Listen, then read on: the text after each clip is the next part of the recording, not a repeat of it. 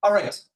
Thanks, everybody, for joining. I'll keep an eye on the waiting room as folks log on here.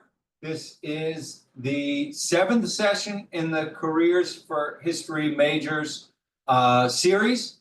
I'm really very grateful, delighted to see some familiar faces. Martin Perez, Phoenix Fryman, Jonathan Oerlemans, and Jesus Ruvalcaba, all are former CSUSB students and are going to tell us about what they've been up to recently. The focus of today's session is going to be on substitute teaching, which can take many forms. My quick take on it, as I understand, and then our guests can either agree or set me straight and correct me, is that it's an excellent way to get some bucks in your pocket and also some experience in the classroom. Besides those two things, we're going to get a lot more detail about substitute teaching. Martin Perez asked if he could go first. Martin, please unmute and tell us where you are in the world.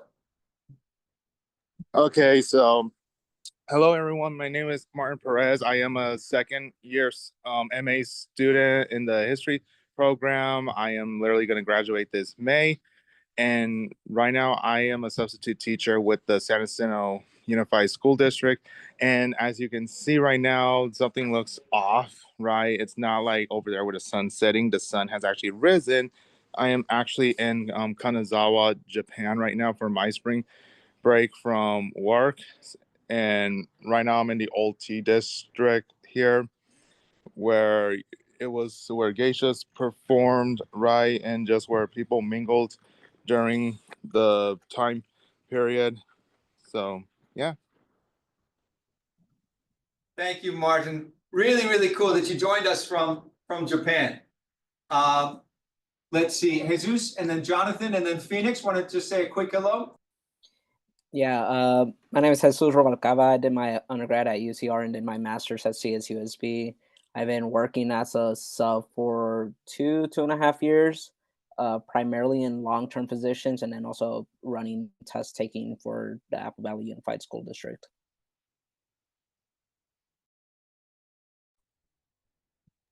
Jonathan. My name is Jonathan Oerlemans. I was a substitute for 4 years, currently a teacher for a charter school up in the high desert area, mostly working on remediation and social sciences. So I graduated from CSUSB a while ago with bachelor's in history and went to online school for teaching credential program. So. Thanks, Jonathan. Phoenix. Hello, everyone. My name is Phoenix Fryman. This is my second year teaching special education for elementary grade levels. Before that, I was a substitute teacher for the San Jacinto Unified School District as well for about 4 years. I received my my BA and my master's degree from here at San Bernardino. Thanks, everybody. Thanks for logging on today and sharing this. Well, we have about 45 minutes, 50 minutes or so, and I don't want to cover too much that might seem terribly obvious, and yet I also want to make sure folks' questions are answered. I want to invite everybody who's joining to throw questions into the chat or obviously jump into the conversation here. Again, my quick take on substitute teaching is that it's a really good way for you to get some bucks in your pocket.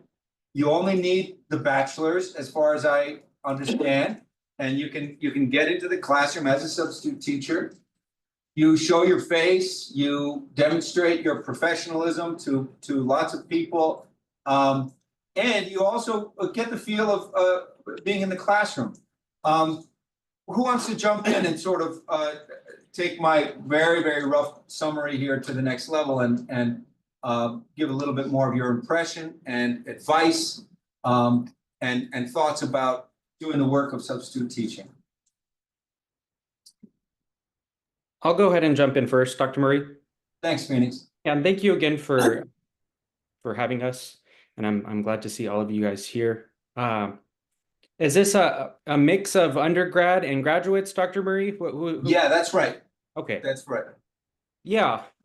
Well, I would say if you are looking to teach social studies in the middle school or high school grade levels, I don't say this to frighten you or ask you, but it can be challenging to find a full-time position teaching social studies. Districts are looking for teachers that are experienced, that have multiple skill sets. They can teach several different kinds of subjects. But what is really great is that there is substitute teaching, and it is a great way to get your foot in the door. There are some steps to take.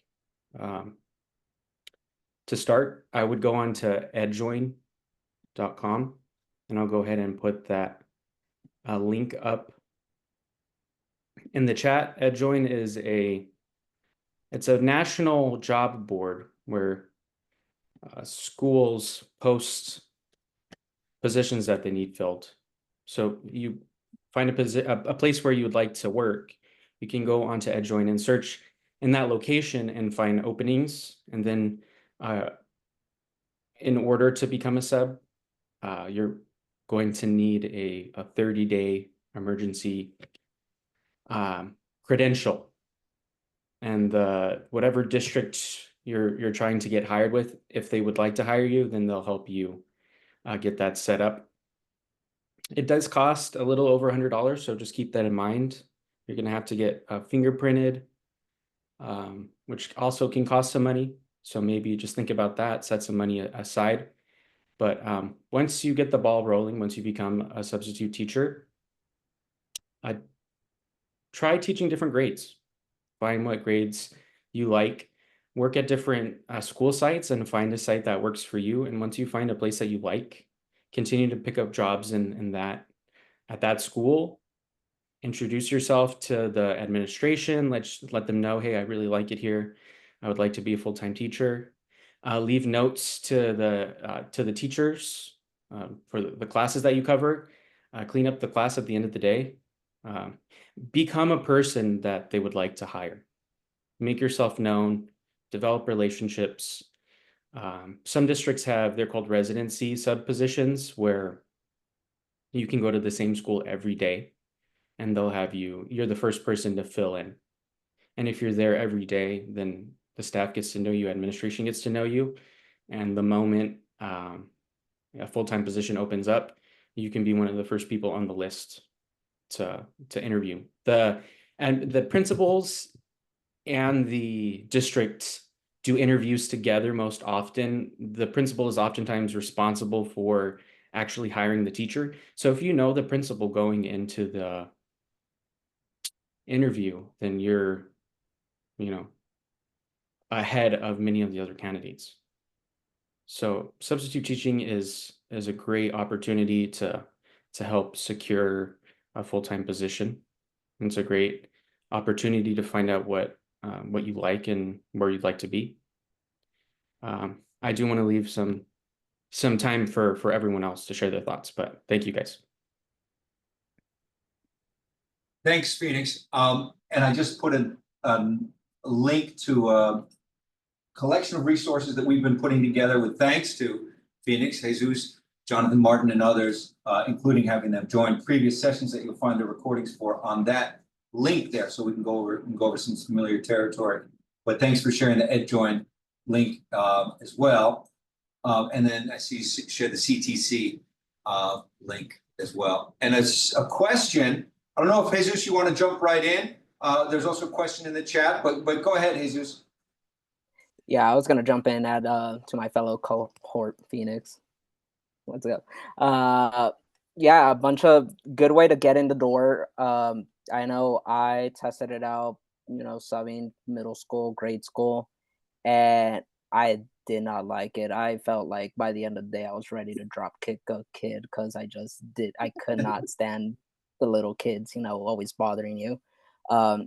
So I found my niche in high school, and I actually found it where I actually graduated high school from, in which I already knew a lot of the faculty and the admin. I knew them well, and I've slowly, gotten my foot in the door in there.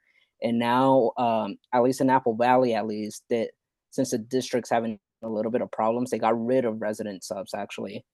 But since I'm always there. I'm reliable. My teachers know my name. Admin knows me. I'm usually one of the first persons they call for assignments, in which I've actually gotten into 2 back-to-back long-term assignments, not in subjects I want to teach. They were geology and physics. Uh, but it shows, if you take up those positions and you manage to deal with the situations that are there, you handle them well, and you get no issues from the kids. It shows the admins like, hey, this is a valuable resource. We got to keep them within our reach, so that whenever we do have an open spot, we could just hire them on. In regards to the question in the chat about how you get hired, I know in my case, I applied during COVID, in which COVID, there was a shortage of subs. So it was really easy to get hired on. However, at least again in my district, it took over a year for my application to get processed, because they only had one person processing everything in regards to subs. So it might be that it takes some time for the district to, process everything because of the amount of people they have in human resources working through it. But the biggest thing I would say is having your bachelor's done gives priority. Another little known thing, which is kind of, it's a requirement, but we kind of look over it because we just assume that you have it. You also have to have a B or higher in college algebra and college English in order to get the spot. You have to have a B or higher. If not for that, you also have to have the CBEST done, I believe, or pass that in order you could show that you are proficient in English and math in order to also be hired on. So that might also be a cause in which you may not be hired because of that. Thanks, Jesus. Jonathan, do you want to jump in? Yeah, regarding the question in the chat too, I'm not sure, are they backing off as you let them know you're entering a credential program, or is it that because from my experience, usually HR, when they're looking for somebody to hire, they want to know that you want to become a teacher someday. They'll kind of look for people who want to go into the teaching field, and kind of prefer that too. And then as far as like how Jesus had said, I was a substitute teacher in Apple Valley Unified School District, Hesperia Unified School District, basically the whole high desert area. It did take over a year for my application to actually go through and for them to start filling the pool again.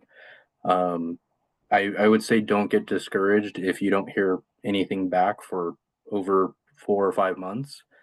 The time of year that tends to be from talking to HR at a lot of different school districts, knowing people that work in different school districts, usually they start hiring a lot of personnel towards March, the end of March, springtime. That's when a lot of school districts are looking to fill positions for the following fall before they go to summer break.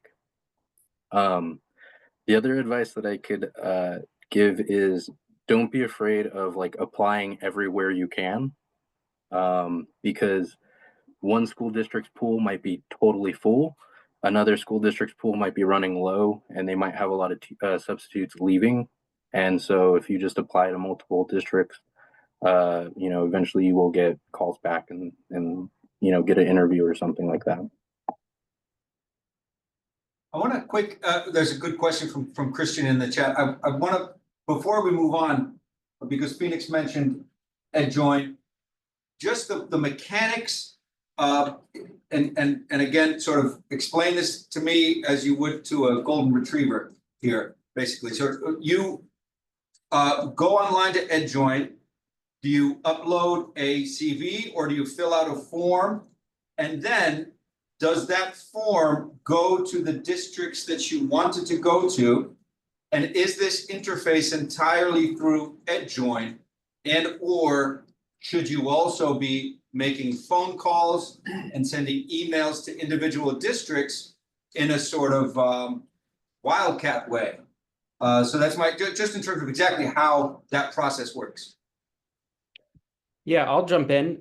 That's a great question, Dr. Murray.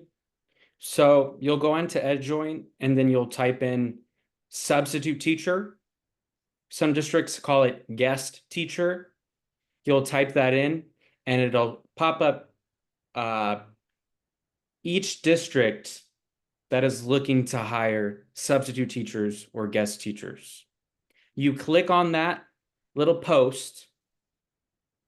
Now, I've seen it two ways. You click on the post and you fill out your information on EdJoin, or you click on the post and it takes you to the school district's website.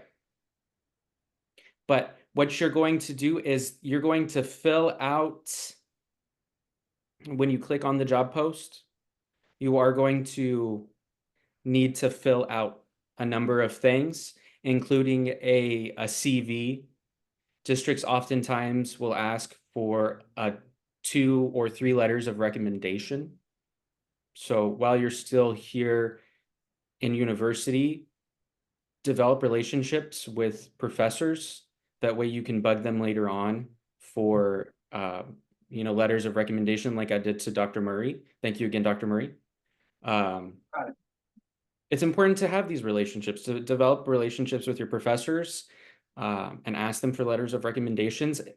As a teacher now, I find that it's my responsibility. One day if a student asks me, it's my responsibility to write a letter of recommendation if I think that they are eligible for that position. So don't feel hesitant or bad. It is our responsibility as teachers to write those.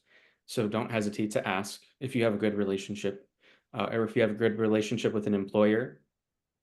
So yes, Dr. Murray, you're going to click on the job post and it's each district you're going to have to apply separately for. Okay. It's not just one and done. You have to go to each district and put your information in. So have a resume or a CV. There are websites you can go on to help you create resumes. You can go on YouTube and look up how to create a teacher resume. There are lots of resources to help you through each step of the way. And that's great. For Sierra's question, Sierra, it's hard to say if that's to say they're not hiring you because of you saying you're getting into a credential program. I don't know if that's the reason why they're not hiring you. Maybe the only thing that I could think of is oftentimes if you're getting into a credential program, and I'm thinking maybe you mean like a teaching credential program, after a year or two, you're going to have to become you're going to have to go and teach. So you're not going to be able to substitute teach if you're in the credential program. So that's probably why they're not wanting to hire you, because they know eventually you're not going to be able, you're going to have to go and be a practice teaching every day. So you're not going to be able to go and substitute. So that's what I'm thinking. What I heard was that sorry to interrupt. So what I heard was that the substitute teaching could go towards your credential hours. And I can't afford to not work for a year. So I had heard that. And I found like this special permit or something on the school's website, and you had to like convince a bunch of people. But yeah, I was trying to go that route where I was going to get hired on as a sub and pay for schooling and try to use that towards my credential hours while getting my master's and my credential for teaching history. So there are a few different options, Sierra, to getting your credential as a teacher. You can become an intern. There's a program through the Riverside County of Education where you can teach full time, and that counts. You can teach and get paid full time while you're in the credential program. Where'd you say that was? That's through the Riverside County of Education. Riverside County of Education. Thank you. That's an awesome resource. Yeah, if you need to work, I would highly trying to get into the Riverside County of Education intern credential program. I would look into that. Thank you so much. Thanks, Sierra. And yeah, jump in, please, Martin. If I may jump in there, so one thing I wanted to say is to Sierra is, so from what I've heard of what you were saying about like your district in regards to them being concerned about having to hire you as a substitute while you're doing a credential program, in my experience, you could actually do both, because I was in a credential program at CSUSB when I was substituting, but the thing is, if I had a substitute, I would only have to substitute for my resident teacher. That was the thing. I could still substitute, but it only had to be for my resident teacher, right? And then after you're done with your credentials, that was really when you could go back into working as a full-time substitute. So, well, with me, it was different. I mean, I sort of got hired on the spot when I was substituting, because when I was doing my credentials, I was student teaching for my old US history teacher back at the high school.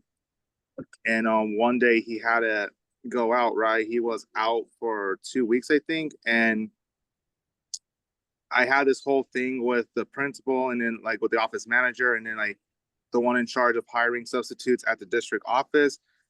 And one thing led to another, and I kind of just got like hired like on the spot to becoming a substitute teacher. So if that's the case, I mean, I don't know if it's because since you are going to your credential program, that's why they're not going to hire you, because eventually the only person you're going to have to sub for would be just your resident teacher. All right, that's the only person you would just be substituting for. So Thank you. Thanks, Mark. Thanks, Phoenix.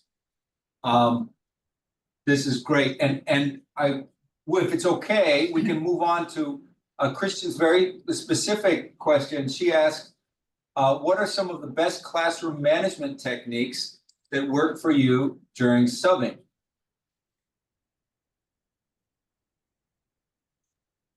I will gladly answer this because I've actually learned a few, especially this year. So one big thing I realized is that you got to know what classes you're teaching or what classes you're covering for. For example, if you're covering an AP class in a high school, you really don't have to practice as much your classroom management. It kind of run themselves. They know they have to be on top of task. But let's say you're running a general ed class.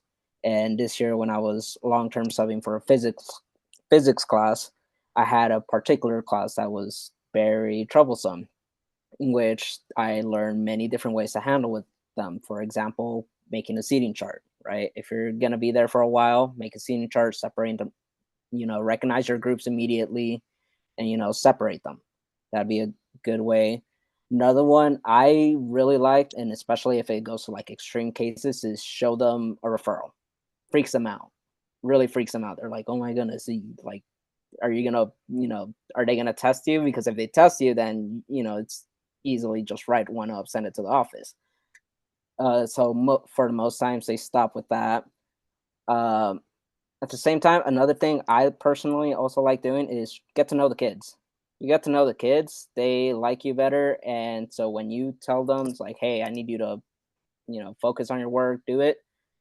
It helps because they're like, oh, okay, like, the sub is actually a good guy. Let's actually, try a little bit. They might not do what they would with the regular teacher. They might not give the full effort, but they'll give some effort, which is all, for the most part, what a majority of teachers want when you're, covering for them. And it also helps covering, the same school over and over again. That's why you want to, try to find a certain school you like. Because once you find out one school and you just keep getting jobs at that one school, you got to know the kids very well. For example, at the school I work at, I know a majority of the kids, I would say, because I've just covered so many classes that I know generally what a majority of them are. I know which kids are troublemakers, which kids I know I have to put more attention to. So yeah, that's why I would say, try to find your niche, right? What school you prefer to work at, what district you prefer to work at, and try to, get repetition, because once you get that rapport with those kids, it makes classroom management so much more easier. Thanks, Jesus. Jonathan, were you going to jump in? Yeah, if I could chime in. Yeah, definitely, like Jesus said, if you get to know the students, it helps a lot. Know the grade level that you're going to be teaching the next day, the subject that it's going to be. I'd say one thing to add in is you're not going to win every battle, and that's okay. It's better if a student has been marked on like maybe teacher notes or something. This student has a lot of trouble. Definitely read whatever notes the teacher has for you. If it's like, hey, this kid's going to be on their phone, but they're going to be good on their phone, and that's okay with me, and that's what the teacher said, I would say don't argue with it, because as soon as you try to combat anything like that, it's going to be like headbutting a wall. You're gonna drive yourself crazy if you try to combat every single action a student is taking, and then you're managing upwards of 30 to 40 students in a classroom or something. You're just not going to win every battle. So pick and choose your battles if it's something winnable or not. And then aside from that, yeah, knowing what subject you're going to be teaching the next day, getting comfortable with the school, getting comfortable knowing the other teachers that are on campus and everything, that can really provide support to you and everything, helps a lot. Um, uh, I would say middle school, if anybody that's a sub has done middle school, it's probably the most difficult. But like an AP high school class is going to be an easy day. So. Yeah, jumping in with what Jonathan said, honestly, you do gotta pick and choose your battles. And even if you're on the high school level, right, there's some kids that's probably like the ones that are going to be on their phones, or that's like the chatty types, right? Usually with those ones, I usually just tell them like, hey guys, let's get back to work, please. You could be on your phone like towards the end, right? And when it comes with me with phones, I was like, look, the only time you could be on your phones is if when you guys are done with your work, or if the teacher says, okay, I'll let them be on their phones like the last 10 minutes of class, and okay, I will do that, right? So honestly, with those types, because I'm a resident sub at San Jacinto High, that's why I officially teach at San Jacinto High. And a lot of the kids know me already at that point, right? I've been teaching at San Jacinto High for 3 years, and all the kids know who I am, and they know what type of person I am. It's like, okay, guys, remember, this is what your teacher left for you. Do it. And majority of the time it's on Google Classroom, so they're on their Chromebooks either way. So I just make sure they do their work. The only time I do get into it though is if something chaotic happens, right? Let's say like fists just start throwing, because literally it's like one time this kid was, I was subbing for an ethnic study class, and it was sixth period, and literally this kid was just looking out the door like the first minute the class started, and he saw a kid in the hallway, and he literally just charged outside, started throwing punches, and all I had to do was just call security, and then they came up there, and they basically handled the situation, right? So it's only like those things where I take action and like have to do a referral, right?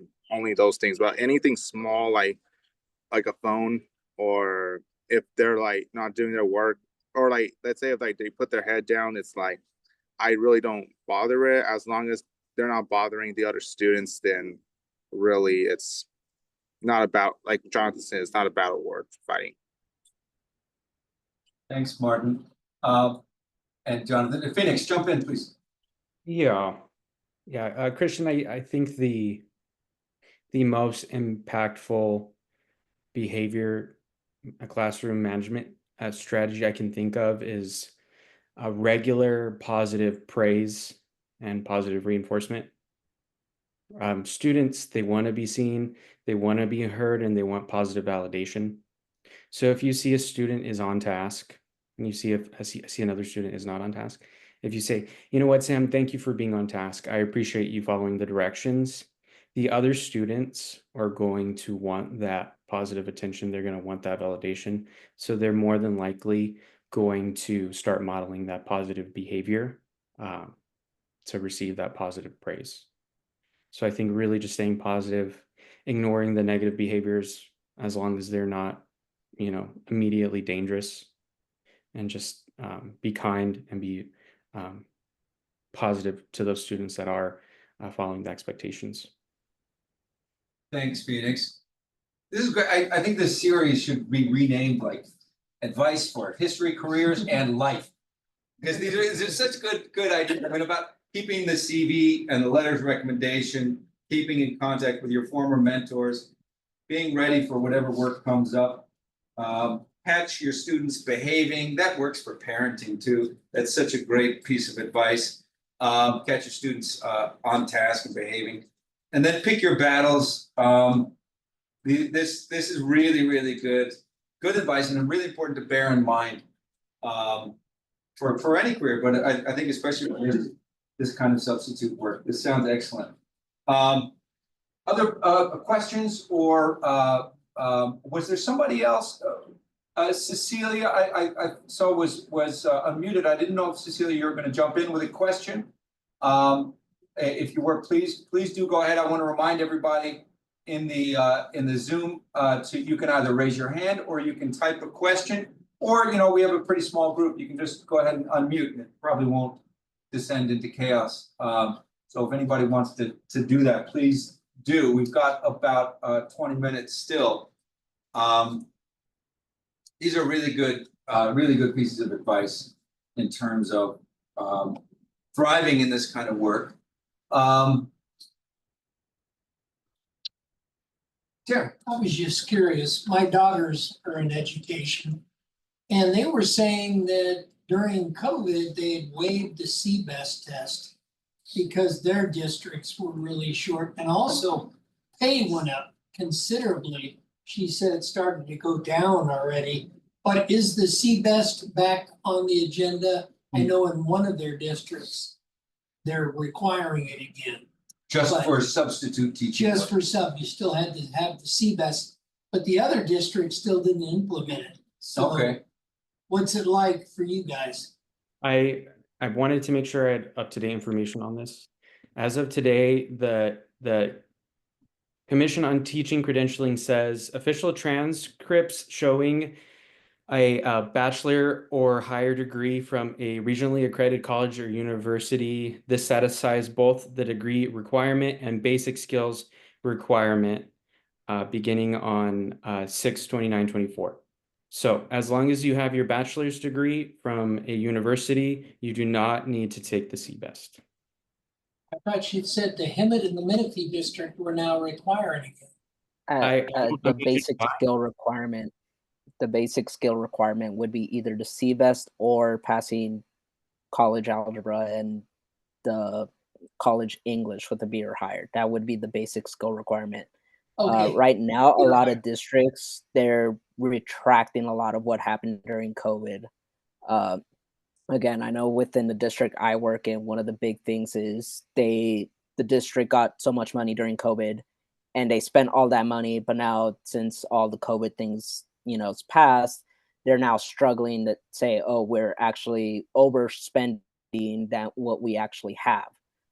So that's also a big cause. I know during COVID also, for example, the CSETs, those were free. I know I took all 3 of the social studies CSETs so I could eventually start doing my credentials, in which it was very helpful because each one of the tests I think are like $60-$70. So taking 3 of them, that sounds like a lot. And the fact that they were free, I said, yes, I'm gonna take them. I did the same thing with the CBEST.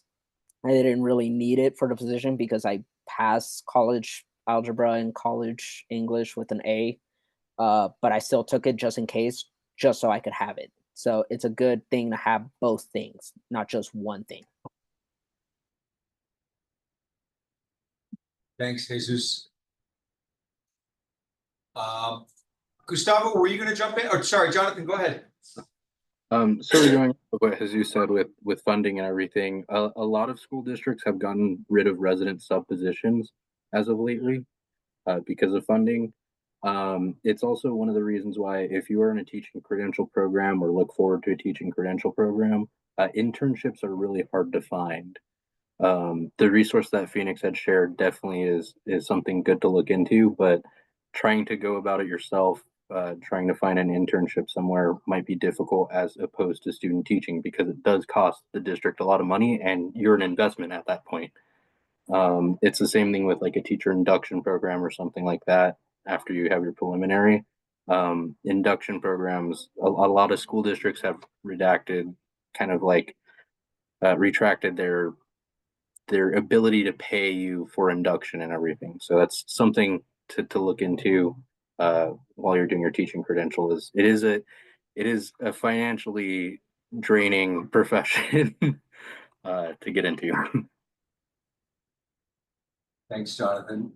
I see Margaret has her hand. Gustavo, I don't know if you had your hand up deliberately there before, but Margaret, please jump in. And then Gustavo, if you had a question, please raise your hand again. Yeah, this is for Jesus or for anyone really about the college algebra B or above. A lot of us, because we are humanities majors, or I'm sorry, according to CSUSB, like social science majors, we didn't take algebra specifically. We took like liberal arts statistics or something along those lines. Would that be an equivalent, or are they specifically looking for college algebra? I think for your bachelor's, just in general, you had to take some form of a college math, and then you had to take for sure 2 English classes. And I think the comprehension one, the reading and comprehension one, would be the one that counts towards your basic skills. So I think for your if you have your bachelor's, I think you should be good. You should have knocked them out while you were getting your bachelor's. Yeah, like Jesus said, as long as you just have your bachelor's, right, and if on your transcript it does say like you did college algebra or like 2 English classes or any one of your GE requirements that you have to take in order to graduate with your bachelor's, then you're pretty much fine. Okay, perfect. Because like I know with the statistics class I took, it covered algebra. Obviously, it's statistics. So, but I just wasn't sure if it had to say algebra. Thanks, Margaret. As long I don't think it does. I think it's just algebra. for math requirement, I think you should be fine. Agreed. Thanks, Jesus, Martin, and Margaret for the question. So it sounds like you have these materials. Andy, again, just to kind of recap, have your CV or resume ready at any given moment to fire off at a second's notice. And also have these lines of communication with faculty who have expressed a willingness already to write letters of recommendation for you. In some situations, I think, and the gang here can correct me if I'm wrong, in some situations, you can ask faculty, I know I've been asked this before, to write an open letter of support for somebody for substitute work, and that can be sent to the individual, sent to you in PDF form, and you can have those 2 or 3 letters of rec that are general and open and say, this is an excellent student, an emerging scholar, an educator, and would be great to have them join your team as a short-term or long-term substitute teacher. And having something like that in a sort of folder, again, staying really well organized and having those materials ready to fire off at a moment's notice is going to set you apart from others who are applying for these kind of positions. But like Phoenix said earlier, make sure that your CV or resume, CV is more an academic thing, or resume is more professional thing, could be for teaching. They're slightly different, but it's important to know the distinction. Those are also things, if you remember earlier in the series, we had Lori come in from the Career Center, and they're going to really know what a gangbuster CV or resume is going to look like. So it's nice to get over there and sit down with somebody to put you through your paces and make sure your CV resume looks the way it should. But as Phoenix said, there are going to be lots of online resources that don't mess with any paywalls. I recommend with this, who are going to say, here's how to put together a professional looking resume. And you can even go through Microsoft Word or some other gateway to find some good materials to get those documents ready and ready to fire off at a moment's notice. So keep those all ready to go. Daniel, you're going to jump in. Awesome. Thank you very much, Dr. Murray. I appreciate it. So this is the question to any of you guys who are doing subbing right now. Sorry, my voice sounds a bit different. I was a little sick the last few days, so I'm just slowly recovering.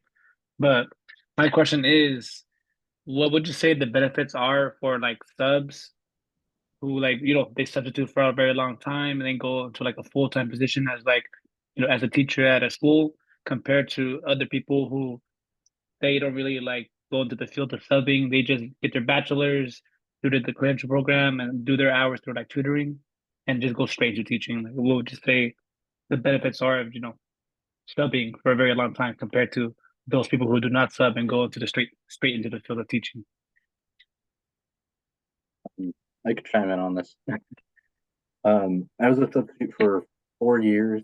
I worked in 5 districts before I got an internship last year, completed it this year. So this is my first official year with a preliminary credential. I would say the experience that you gain from subbing is something you can't get on on a one-on-one level tutoring or something like that. Or even if you're like a para-educator or something like that. Substituting really does build I hate to say it, but it builds character. If you don't have if you take offense easily or anything like that, you will learn not to. But it's definitely, yeah, building relationships is a part of it, but learning classroom management and different things, you pick up different things from different classrooms. Meeting different teachers and seeing how they kind of run their classroom and their classroom management style, you start to pick up those habits too, and those are all positive things to learn that you can't really learn outside of a classroom. It's really hands-on experience, especially if you take like a long-term position. You will start to kind of familiarize yourself with how to run a classroom efficiently, how to be on time with dates and things like that. The more responsibilities that you kind of gain from those long-term positions, even though I probably shouldn't have been on a team, but I was helping design curriculum in long-term positions because they just were out of teachers. It was COVID and they really needed people to help out. So sitting in on meetings and things like that you might not normally be able to or have the chance to do if you're not substituting, those are the things that really help you kind of hone in on those skills. Thanks, I Jonathan. appreciate that. Thank you, Jonathan. Thanks, Daniel, for the question. And Cecilia noted that you build relationships in this work as well. And Martin had to drop off in that conversation. That was pretty neat that he joined us from Japan. I didn't realize he was going to be in Japan. He's just finishing his second year of his MA program right now. So he's maybe he's got senioritis. He finished his thesis and he's ready to jet set around. Great. These are some really excellent questions from our students gathered, and great answers from our panel of experts. And I'll put this just to Jesus and Jonathan and Phoenix as we move toward our last sort of 10 minutes of chatting here. Did anything, when I invited you all, did anything jump to mind that you wanted to share that maybe hasn't come up in conversation so far? Sort of things, the theme that I often ask guests about is what I wish I'd known. So when you were a BA or an MA student, what do you wish you'd known that you didn't know at the time that maybe would have saved you a whole bunch of, as Jonathan said before, banging your head against the wall and trying to do something in a way that you felt was a good idea, but maybe would have benefited from somebody saying, maybe you could just do it this way. Anything along those lines that jumps to mind? I'll start off with this one. I know me personally, my original goal was teach college.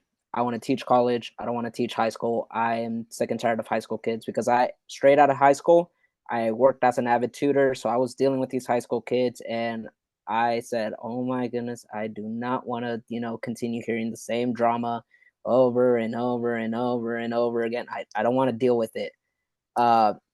So after I finished my bachelor's, I just went straight into my master's and I still thought, you know what, I'm still going to, teach college. Once after like a year, I started thinking about it, you know what, teaching high school isn't that bad. And then once I started subbing and actually started getting into those long-term positions, especially this year in which I took a class from the beginning of the school year all the way until their spring break, and I built that rapport with the kids and I was teaching them, I thought, wow, I really wasted a year and a half of my life in which I could have, been immediately subbing, could have immediately started getting experience in teaching in particular and been way ahead than what I'm at right now. So I would say the big thing is not immediately going into it. I would say that's the big thing I've learned from subbing, that it's really, made me realize, yes, I want to teach high school and I'm actually enjoying it and I should have done it sooner straight out of, finishing my bachelor's. Excellent. Thank you, Jesus. I'll jump. Phoenix? Yeah, just it echoes what Jesus mentioned and sort of answers Daniel's question, but we don't really know what a job is going to be like until we start doing it. And like Jesus, I wanted to teach college. I wanted to teach history in college. But I started substitute teaching. I started substituting special ed classes, and I really found that I love it. So I think being professionally flexible, we can have a plan, but be willing to look at other opportunities. And not that, I don't see getting my master's degree in history as a waste at all. I think there were invaluable skills that I learned getting my master's degree. The amount of creativity it takes to write a thesis, I utilize that kind of creativity in my job as a special ed teacher every day. So even if you don't end up being a history professor or a researcher, these skills that you're learning in these programs, you can use in all different types of settings and jobs. Thanks, Phoenix. Jonathan, do you want to jump in? Yeah, just to go off what Phoenix was saying, whether you're working on an MA or you're a bachelor student for history, social science, it really is an umbrella subject. So you are the perfect substitute teacher because you're going to know general information about basically everything, and you are well-rounded as compared to not to talk bad about other majors or anything, but we're among friends. We're among friends here. You might have somebody who's doing a science, biology or something who only will and want to only take science classes. But I think if you get into substituting and you're open to taking other classes and everything, whether it's general ed or a PE class or anything like that, they really appreciate that you have that flexibility and everything. And history majors really are attuned to being kind of open to and knowing a little bit of everything. Thanks, Jonathan. And really, Phoenix and Jesus, these are really excellent points. I think to move toward wrapping up on.